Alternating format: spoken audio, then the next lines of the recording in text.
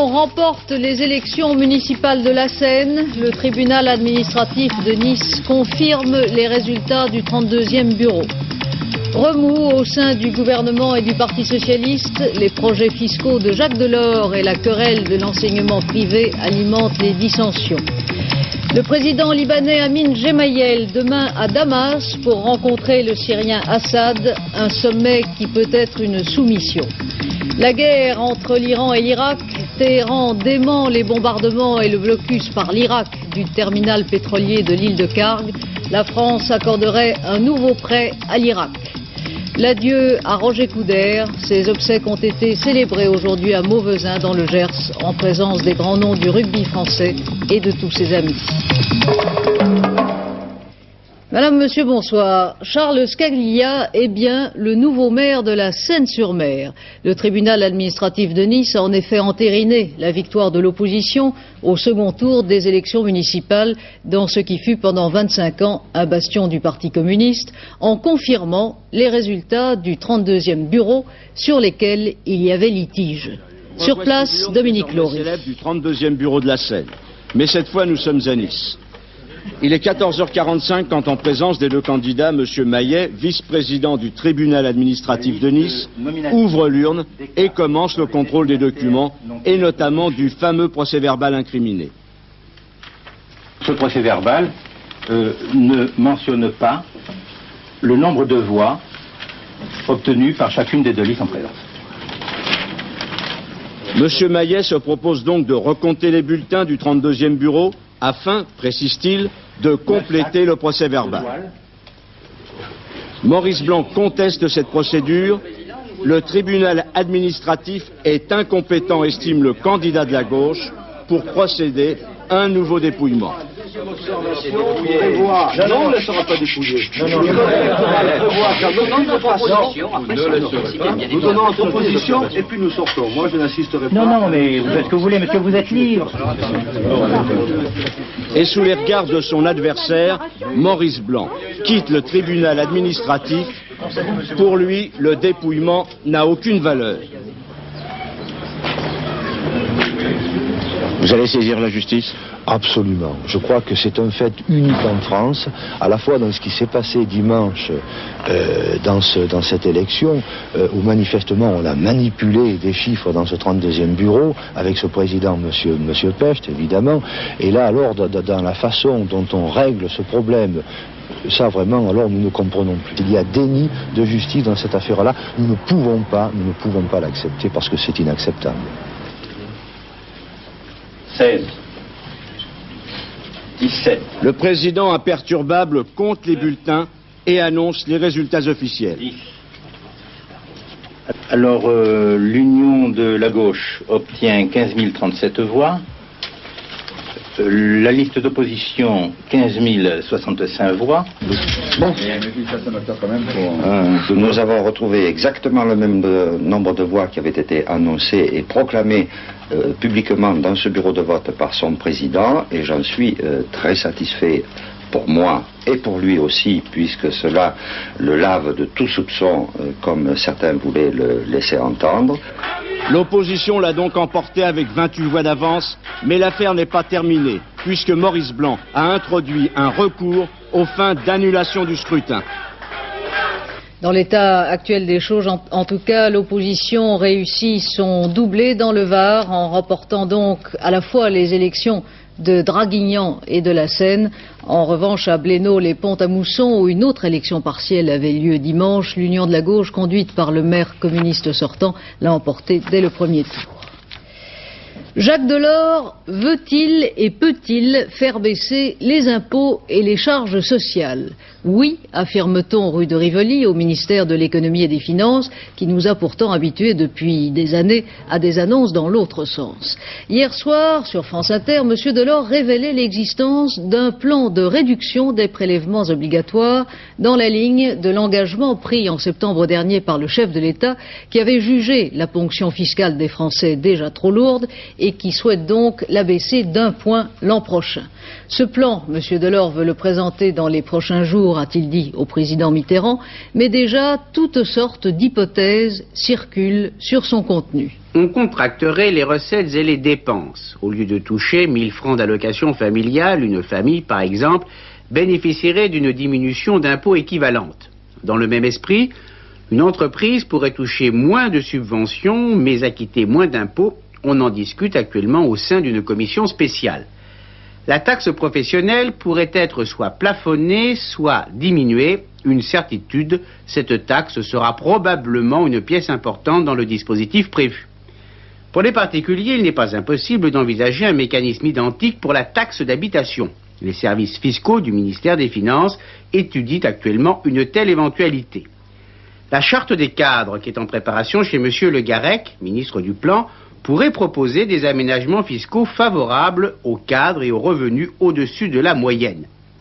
À tous les ministres, on va demander de faire des économies nouvelles. C'est la raison pour laquelle on fixera, pour le budget 1985, les recettes avant les dépenses. Certains risques sociaux pourraient être déplacés et leur prise en charge serait du ressort de mutuelles ou de compagnies d'assurance et non plus de la sécurité sociale. Le résultat recherché est de faire diminuer le prélèvement des cotisations sociales de l'État sans que soit modifié le versement des assurés. C'est une idée très controversée, elle est fortement combattue actuellement par les services de M. Bérégovoy. Pour ceux-ci, toute diminution des prestations sociales est un acte politique majeur. En résumé, le casse-tête de Jacques Delors est très simple, baisser les impôts c'est très facile, trouver de l'argent pour les remplacer c'est très difficile.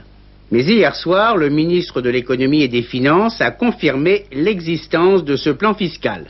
Vous me permettrez de réserver ce plan pour le président de la République qui doit l'examiner dans les prochains jours, maintenant qu'il a terminé, mais il n'a pas fait que ça, sa tournée européenne. Mais ce que je peux vous dire en tout cas, c'est qu'au-delà des calculs des statisticiens selon les normes internationales sur les prélèvements obligatoires, il faudra que cette baisse des prélèvements obligatoires se traduise concrètement pour les entreprises et pour les individus. Ce plan, dont pour l'instant, encore une fois, on ne sait rien de précis, provoque déjà des réactions politiques. C'est de la poudre aux yeux, a affirmé tout à l'heure le président du RPR, Jacques Chirac. Il n'y a aucune chance que cela puisse se faire dans l'état actuel des choses, a-t-il dit à la Chambre de commerce franco-américaine. L'annonce d'un nouveau plan Delors, même si l'appellation est un peu rapide, ne peut en tout cas que nourrir au sein même du gouvernement le débat interne qui s'est engagé sur la politique économique et la situe déjà sur le terrain politique dans la perspective des élections européennes. Albert Duroy. En révélant qu'il étudiait un allègement des impôts et cotisations sociales, Jacques Delors a voulu montrer que la gauche pouvait réussir à inverser un courant qu'aucun gouvernement de droite n'était parvenu à enrayer jusqu'ici. Mais le ministre des Finances, qui décidément se met beaucoup en avant ces jours-ci, a probablement été trop vite en besogne. Rien ne sera décidé avant les mois de mai ou de juin. Et ces décisions sont d'ailleurs périlleuses, car qui dit moins de recettes dit aussi moins de dépenses, donc sacrifices. Les indiscrétions prématurées d'aujourd'hui risquent de rendre les choix encore plus difficiles. Ce couac gouvernemental intervient tout juste à un moment où la gauche tente de se mettre en ordre de bataille pour aborder, dans les conditions les moins mauvaises possibles, la campagne des élections européennes. Cette volonté de contre-offensive, on la voit se manifester sur deux plans. D'abord, dans l'article que Pierre Mauroy publie cet après-midi dans le quotidien Le Monde, où il s'efforce de montrer que la politique industrielle menée depuis bientôt 3 ans est cohérente et que l'on peut moderniser l'industrie sans provoquer un désastre social. Le Premier ministre veut convaincre l'électorat ouvrier que les efforts demandés auront des résultats positifs. Deuxième terrain de cette contre-offensive, la querelle scolaire. Le gouvernement ne désespère pas d'obtenir un accord avec l'épiscopat catholique, de trouver un compromis qui lui permette de désamorcer la campagne menée par l'enseignement privé et soutenue par l'opposition, sans pour autant se mettre à dos le camp laïque où la gauche recrute tant de militants. On le voit sur ce terrain-là comme sur le terrain économique, la marge de manœuvre du gouvernement est très étroite, mais une réussite lui permettrait de trouver un nouveau souffle dont il a bien besoin. La querelle de l'enseignement privé vient en effet de rebondir dans le camp même des partisans du laïc à la suite des propos tenus hier par le premier secrétaire du Parti socialiste, Lionel Jospin.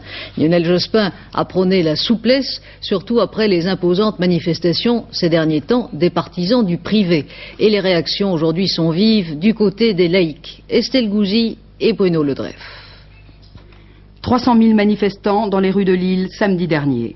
C'est la 4e et la plus importante manifestation organisée par l'enseignement catholique depuis que le gouvernement a proposé le 20 décembre 1982 l'intégration des écoles privées dans un grand service laïque et unifié. Après 2 ans de querelles scolaires, 2 ans de négociations difficiles, la mobilisation est générale.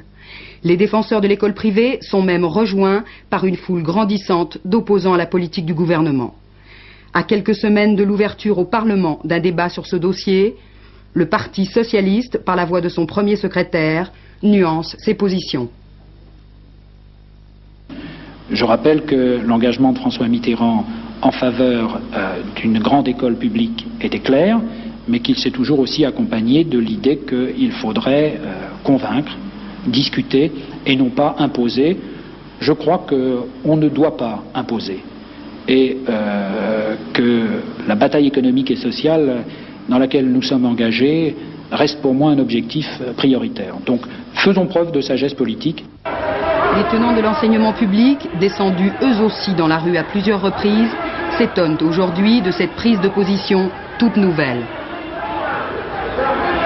S'il s'agissait en fait de différer encore la mise en œuvre d'une réforme du système éducatif et notamment des rapports entre l'État et l'enseignement privé, vous n'empêcheriez personne de considérer qu'il s'agit d'une reculade sous la pression de la droite politique qui a d'évidence choisi l'école comme créneau pour la reconquête du pouvoir. Je vous renvoie aux récentes déclarations de M. Chirac qui ose parler de mainmise de l'État sur les cerveaux de nos enfants. Alors, en tout état de cause, nous allons juger aux actes ce que fera le gouvernement, mais pour l'immédiat, le Parti socialiste étant l'un des partenaires historiques du CNAL, nous demandons à le rencontrer, ça devrait se faire très rapidement. Pour le père Guiberto, responsable de l'enseignement catholique, la déclaration de Lionel Jospin représente, je cite, une ouverture. Prochain rendez-vous, dimanche 4 mars à Versailles, une manifestation symbole pour les défenseurs de l'école privée. Négociation difficile demain pour Anicet Le Pors, le secrétaire d'État à la fonction publique qui réunit les 7 fédérations de fonctionnaires. Objet des discussions, bien sûr, les salaires. Comme nous vous l'annoncions dès décembre dernier, le gouvernement proposerait aux syndicats une prime de 400 à 500 francs pour rattraper le pouvoir d'achat 1983. Cette prime serait versée en mars. Mais la Fédération de l'éducation nationale, Force ouvrière et la CGT, bref, le gros des bataillons des fonctionnaires, sont hostiles à cette mesure qui, selon elles, ne rattrape pas le pouvoir d'achat.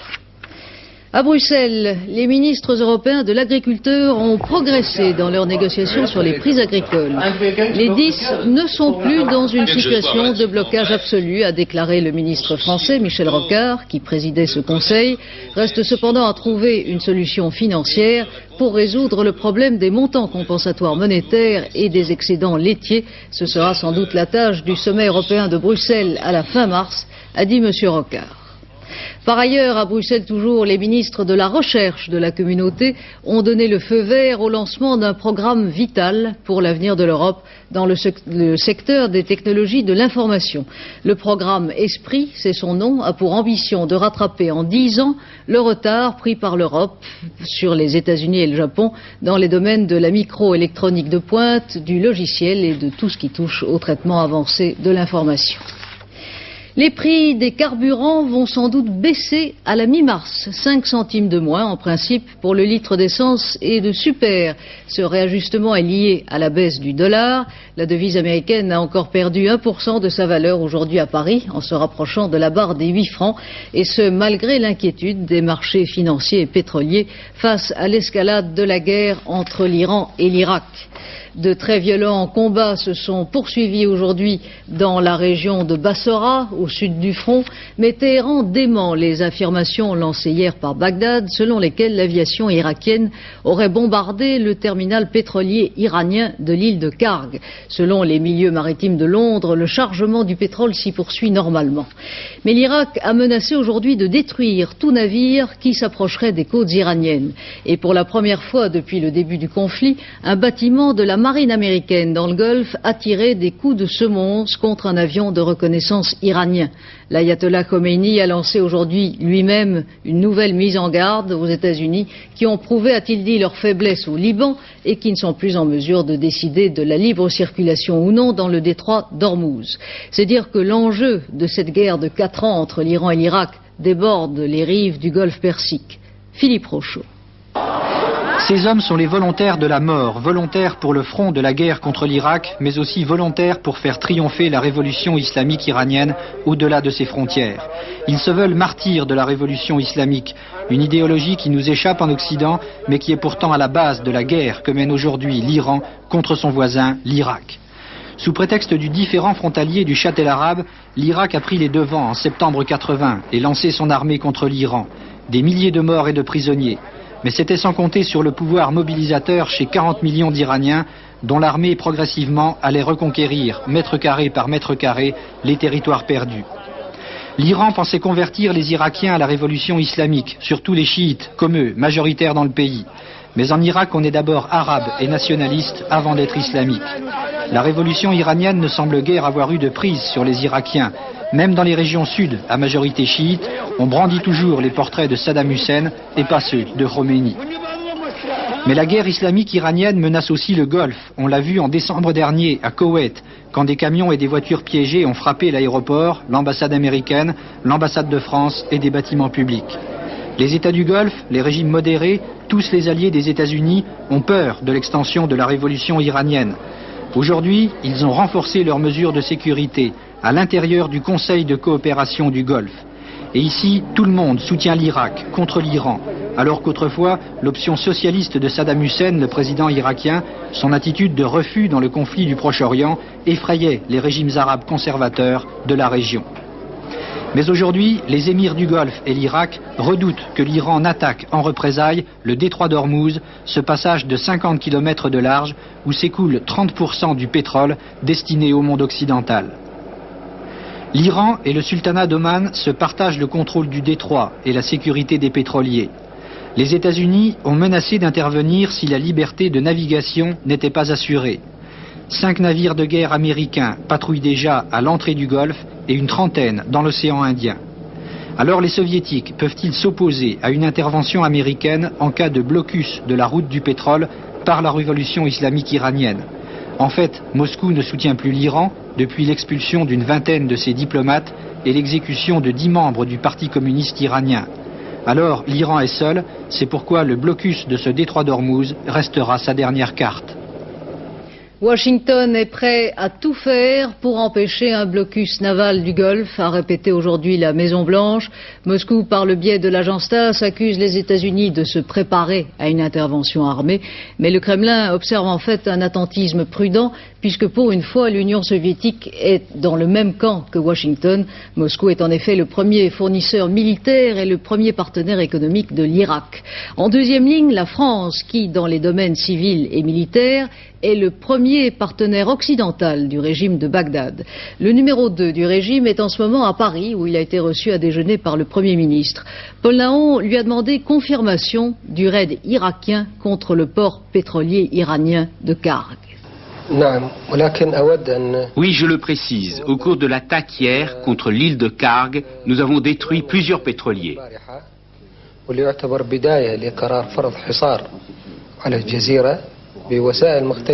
Cette décision a été prise après le refus de l'Iran de toutes nos propositions de paix. Surtout après son refus d'accepter la liberté de navigation dans cette partie du Golfe. Vous saurez très prochainement le nombre de bateaux qui ont été détruits. Dans cette guerre qui dure depuis maintenant 4 ans avec l'Iran, Jusqu'où êtes-vous prêt à aller? Est-ce que vous êtes prêt à aller, par exemple, jusqu'au blocus total du détroit d'Ormuz? La liberté de navigation est un droit essentiel pour le monde entier. Mais si la guerre continue, nous ne pourrons pas empêcher un accroissement du danger pour les utilisateurs de ce détroit. D'où la nécessité pour l'ensemble de la communauté internationale d'assumer ses responsabilités.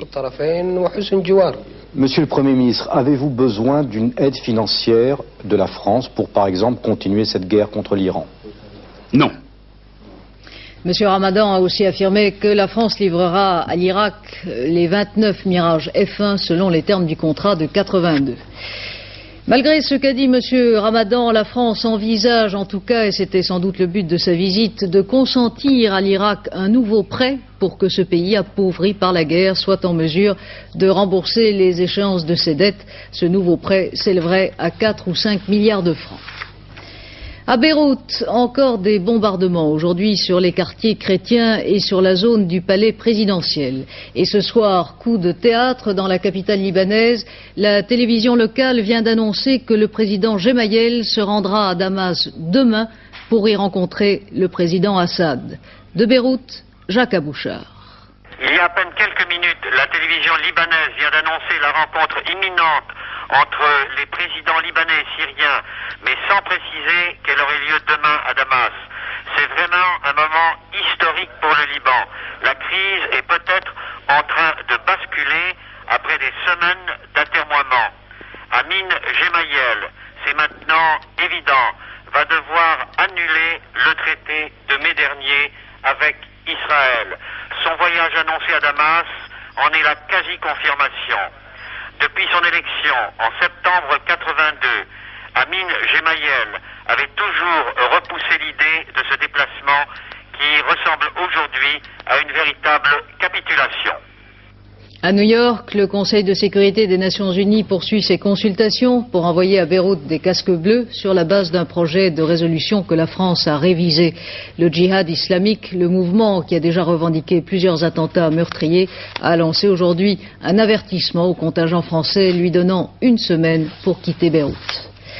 22 blessés aujourd'hui à Jérusalem. 1 ou 2 colis piégés ont explosé dans le quartier ouest de la ville.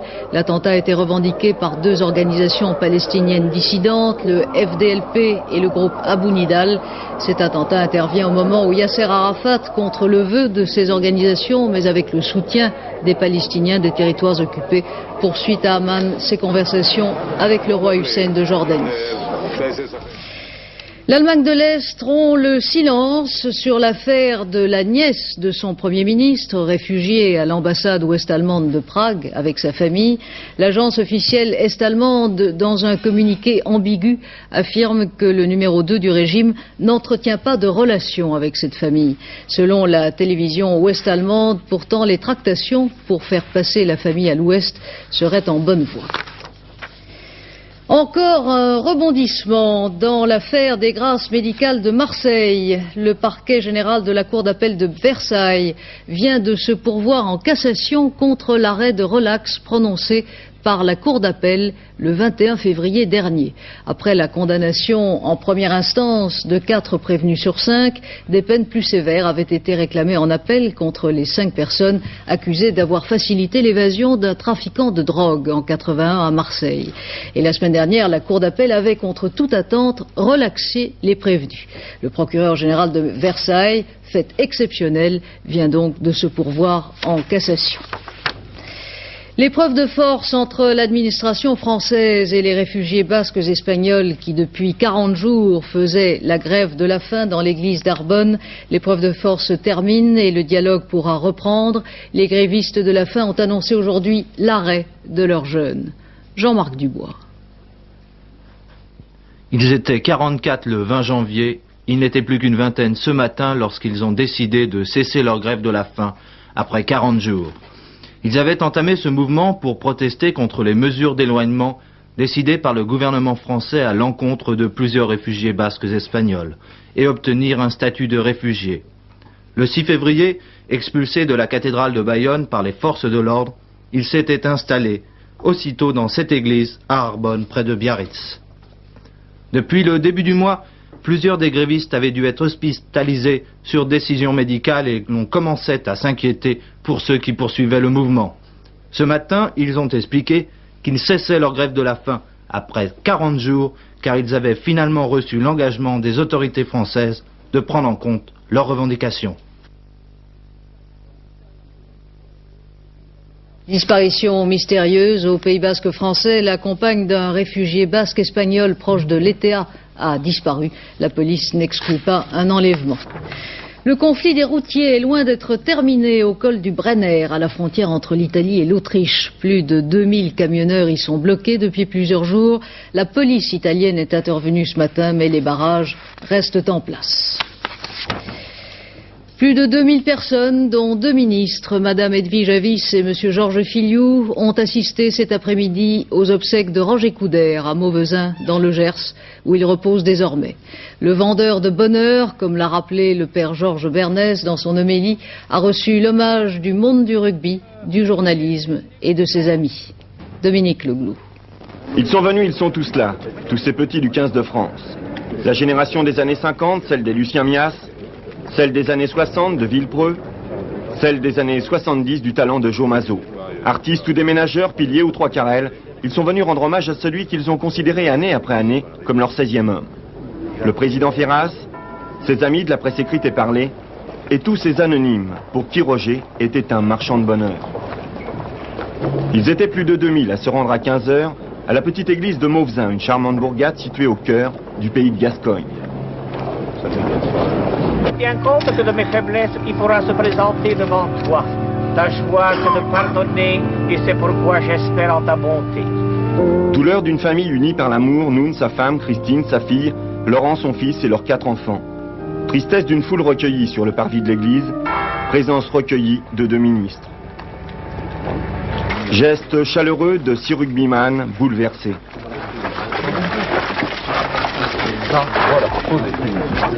C'est par amour que Roger a choisi Mauvezin. C'est là qu'il désirait être enterré. J'ai voulu avoir la tête près du clocher pour entendre s'égrener les heures de la vie des autres et les pieds tournés vers les poteaux de rugby du stade tout proche afin de ne pas rater une transformation, aimait-il rappeler. Et puis Roger, tout près, veille le coq, ce fier emblème qui, du haut de l'église, continuera de te raconter les exploits du 15 de France. Une grande figure du théâtre français vient de mourir, Madame Simone Berriot, directrice du théâtre Antoine. Elle avait 88 ans. Une autre disparition, celle de Laurent Michard, qui avec son collègue Lagarde a initié à la littérature française des générations d'écoliers. Une réapparition en force et en rythme, celle du chanteur américain Michael Jackson, la nouvelle idole des jeunes et des moins jeunes. Le voici en action dans un vidéoclip, celui-là même où il faillit être brûlé vif pendant le tournage.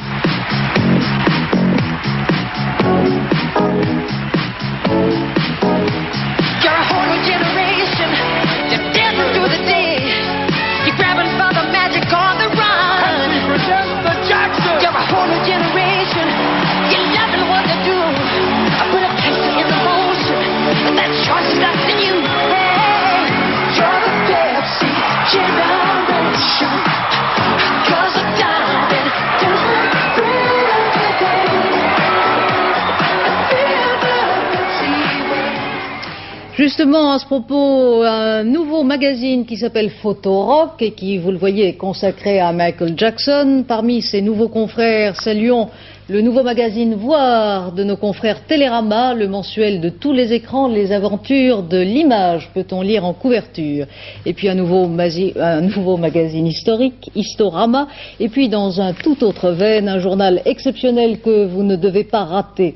Demain, la bougie du sapeur, qui, dans la meilleure tradition du sapeur camembert, ne paraît que tous les 4 ans, les 29 février, donc les années bissextiles. Une lecture pour Alain Gillot-Pétré, qui va cependant nous parler du temps.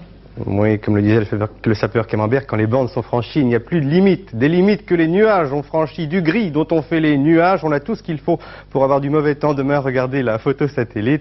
Elle est très claire, si je puis dire, avec cette dépression qui était là il y a 4 jours, qui était là en Allemagne, qui est revenue et qui meurt finalement chez nous, et qui va mourir en nous donnant de la bruine. Et puis cette autre là, qui ne sait plus ce qu'elle fait, elle devait passer là, elle allait passer par ici, elle repassera par là demain, en étant assez active du Roussillon aux Alpes et au Jura. Ça nous donne sur la carte de demain du mauvais temps partout le matin et l'après-midi. Du Roussillon à l'est du Massif central, au Jura, aux Alpes et à la Corse, mauvais temps donc avec des pluies sans doute assez abondantes sur les versants sud et sud-est des reliefs, de la neige à partir de 700 mètres. Ensuite, du sud-ouest au centre et au nord-est, beaucoup de nuages aussi, quelques petites éclaircies dans la masse. C'est là seulement qu'il y aura du soleil. Sur le reste, donc des Pays de la Loire à la Bretagne, au Cotentin, au nord du bassin parisien, aux Flandres et aux Ardennes, la dépression que vous avez vue et qui meurt, du crachin, de la bruine, ça n'est pas très méchant, mais c'est quand même des nuages. Côté température, une petite hausse. Cela va de 3 à 7 degrés sur la moitié nord, c'est toujours en dessous des normes, et de 5 à 13 degrés sur la moitié sud, c'est toujours en dessous des normes aussi. Demain, mercredi 29 février, 4 minutes de soleil en plus, les ordres de lever et de coucher de soleil à Paris, 7h34, 18h33, et fêtez les Augustes, parce que comme vous l'avez dit, la prochaine fois, ça rend 4 ans. Et comme dit la bougie du sapeur, le 29 février rira, 4 années bien passera.